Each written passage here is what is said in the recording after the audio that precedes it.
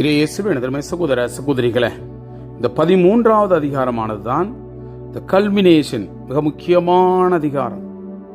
உலப்பெரின் தலையை யூதித்து கொய்தல், அப்படியே கொன்று அவனுடைய தலையை வெட்டி எடுக்கிறார். அந்த நிகழ்வு தான் இந்த அதிகாரத்தில் எடுத்து வைக்கப்படுகிறது. கடைசி வரைக்கும் கடவுளை மட்டுமே நம்பியிருந்தவள் யூதித்து அவனுடைய படுக்கைக்கு சென்று கடவுளை வேண்டி அவன் பக்கத்திலே இருந்த அந்த வாளை எடுத்து தலையை பிடித்து கொண்டு, முடியை பிடித்து கொண்டு 2 முறை அவரை குத்த கடவுளோட வல்லமையோடு கேட்டு அவனை வெட்டி வீழ்த்துகிறாள். அந்த தலையை எடுத்துக்கிட்டு தன்னுடைய பணிப்பெண்ணோடு கூடையில் வச்சுக்கிட்டு மறுபடியும் அவருடைய இடத்துக்கு பெத்தூலியாவுக்கு திரும்பி போகிறார். அங்கே போய் மக்களிடம் கத்துக்கிறார், திறந்து விடுங்க, ஆண்டவர் நம் மீது இரக்கம் கொண்டிருக்கிறார், அவர் வெற்றியை கொடுத்து விட்டார் என்று சொல்ல எல்லாம் ஓடி வர்றாங்க. இந்த தலையை இங்கே காமிச்சு எல்லா விவரத்தையும் சொல்லுகிறார். இதை பார்த்து இந்த மக்கள் மகிழ்ச்சியிலே திகழ்கிறார்கள், மகிழ்ச்சியிலே அக்களிக்கிறாங்க. அப்போ கடவுளை போற்றி புகழ்கிறார்கள். இதோ யூதத்தின் வழியாக நீ செய்த அற்புதங்களை நினைத்து மகிழ்வுகிறார்கள், யூதத்தையும் போற்றுகிறார்கள். அன்புக்குரியவர்களே, இப்படியாப்பட்ட தைரியம் எந்த பெண்ணிடமும் இதுவரை இருந்ததில்லை என்பதை சுட்டி காட்டுகிற இந்த அதிகாரமானது கடவுளை திட்டத்தை நிறைவேற்ற எந்த ஒரு மூளைக்கும் செல்ல அந்த தைரியத்தை நாம் வாங்கணும். கடவுளுடைய வல்லமை நம்மிடம் இருக்கிறது என்பதை உணரணும். நம்முடைய வாழ்க்கையிலும் தடுமாற்றங்கள், கஷ்டங்கள் வரும்பொழுது ஆண்டவர் நம்மோடு இருக்கிறார் என்பதை உணர்ந்த பிள்ளைகளாக தைரியமோடு இந்த அதிகாரத்திற்கு நாம் செவிமடுப்போம். பொழுது சாய்ந்த போது உலப்பேரினுடைய பணியாளர்கள் விரைவாக வெளியேறினார்கள். பாகோவா அலுவலர்களை தன் தலைவன் முன்னிலையிலிருந்து வெளியே அனுப்பிவிட்டு கூடாரத்துக்கு வெளியிலிருந்து தாளிட்டான். நீண்ட நேரம் நீடித்த அந்த விருந்தினால் களைப்புற்றிருந்ததால் அவர்களும் படுக்க சென்றார்கள். யூதித்து கூடாரத்திற்கு தனிமையாய் விடப்பட்டார். மது மயக்கத்தில் இருக்கும் உலப்பேரின் தன் படுக்கை மேல் விழுந்து கிடந்தான். யூதித்து தன் பணிப்பெண்ணிடம் படுக்கை அறைக்கு வெளியே நிற்கும்படியும் நாள்தோறும் செய்து வந்தது போல தாம் வெளியே வரும் வரை காத்திருக்கும்படியும் கூறினார். வேண்டுதல் செய்ய தாம் இருப்பதாக அவளிடம் சொன்னார். இதையே பாகோவாவிடமும் தெரிவித்திருந்தார். அனைவரும் அங்கிருந்து அகன்றனர். சிறியோர் முதல் பெரியோர் வரை யாவருமே படுக்கை அறையில் விடப்படவில்லை. உலப்பெரினுடைய படுக்கை அருகே யூதித்து நின்று கொண்டு, ஆண்டவரே, எல்லாமல்ல கடவுளே, எருசலேம் மேன்மையுற இவ்வேளையில் நான் செய்யவிருப்பதை கண்ணோக்கும்.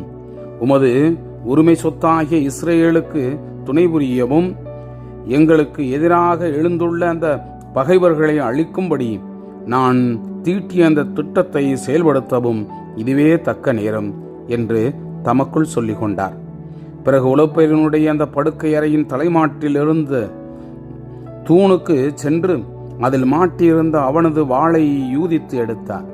அவனது படுக்கையை அணுகி அவனுடைய தலைமுடியை பிடித்து கொண்டு, இஸ்ரேலும் கடவுளாகிய ஆண்டவரே, எனக்கு இன்று வலிமை அளித்தரலும் என்று வேண்டினார்.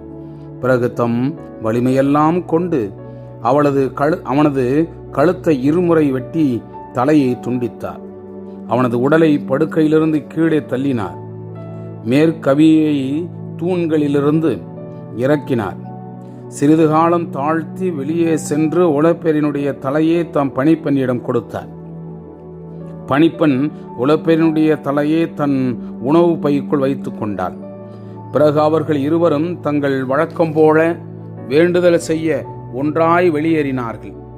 பாளையத்தின் வழியாக சென்று பள்ளத்தாக்கை சுற்றி மலை மீது ஏறி பெத்தூலியாவுக்கு போய் அதன் வாயிலை அடைந்தார்கள்.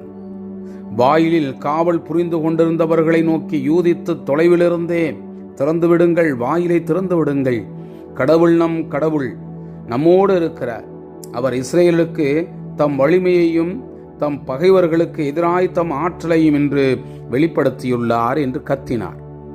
நகர மக்கள் யூதித்துடைய அந்த குரலை கேட்டபோது நகரத்தின் வாயிலுக்கு விரைவாக இறங்கி வந்து நகர மூப்பர்களை அழைத்தார்கள். சிறியோர் முதல் பெரியோர் வரை அனைவரும் சேர்ந்து ஓடி வந்தார்கள். யூதித்து வந்து சேர்ந்ததை அவர்களால் நம்ப முடியவில்லை. அவர்கள் வாயிலை திறந்து அப்பெண்களை வரவேற்றார்கள். தீ மூட்டி ஒளி உண்டாக்கி அவர்களை சூழ்ந்து நின்றார்கள். யூதித்து அவர்களிடம் உரத்த குரலில், கடவுளை வாழ்த்துங்கள், போற்றுங்கள், கடவுளை போற்றுங்கள். இஸ்ரேல் இனத்தார் மீது நாம் பொழிந்த இரக்கத்தை அவர் திரும்ப எடுத்துக் கொள்ளவில்லை. நம் பகைவர்களை என் கையால் இன்று இரவே அழித்து விட்டார் என்று அறிவித்தார். பிறகு பையிலிருந்த ஒலோபேரினுடைய தலையை வெளியே எடுத்து அவர்களிடம் காட்டி, இதோ அசிரிய படைத்தலைவன் ஒலோபேரினுடைய தலை, இதோ மேற்கவிகை, இதன் கீழ்தான் அவன் குடிமயக்கத்தில் விழுந்து கிடந்தான். ஆண்டவர் ஒரு பெண்ணின் கையால் அவனை வெட்டி வீழ்த்தினார். ஆண்டவர் மேல் ஆணை, நான் சென்ற அந்த பாதையில் என்னை காப்பாற்றியவர் அவரே. என் முகத்தோற்றமே அவனை வஞ்சித்து அழித்தது. நான் கரைபடுமாறோ இழிவுறுமாறோ அவன் என்னுடன் பாவம் எதுவும் செய்யவில்லை என்றார். மக்கள் யாவரும் பெரிதும் அழைத்து போனார்கள். தலைகுனிந்து கடவுளை தொழுது, எங்கள் கடவுளே, நீர் போற்றி, நீரே இன்று மக்களின் பகைவர்களை அழித்தொழித்தீர் என்று ஒருவாய்ப்பட போற்றினார்கள்.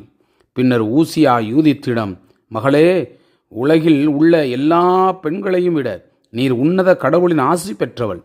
விண்ணையும் மண்ணையும் படைத்த கடவுளாகிய ஆண்டவர் போற்றி. அவரே நம் பகைவர்களின் தலைவனது தலையை வெட்டி வீழ்த்த உன்னை வழிநடத்தியிருக்கிறார். கடவுளின் ஆற்றலை நினைவுகூரும் மாந்தனுடைய உள்ளத்திலிருந்து உனது நம்பிக்கை ஒருபோது நீங்காது. இதனால் இரவா புகழ் பெற கடவுள் உனக்கு அருள்வாராக, நலன்களால் உன்னை நிரப்புவாராக. ஏனெனில் நம் மக்களினத்தார் ஒடுக்கப்பட்ட போது நீர் உன் உயிரை பணயம் வைத்தாய். நம் கடவுளினுடைய திருமுன் நேர்மையாக நடந்து நமக்கு வரவிருக்கும் அந்த பேரழிவை தடுத்து விட்டாய் என்றார். அதற்கு மக்கள் அனைவரும் அவ்வாறே ஆகட்டும், அவ்வாறே ஆகட்டும் என்று உரைத்தார்கள். Praise the Lord. இயேசுவுக்கே புகழ். மரியே வாழ்க.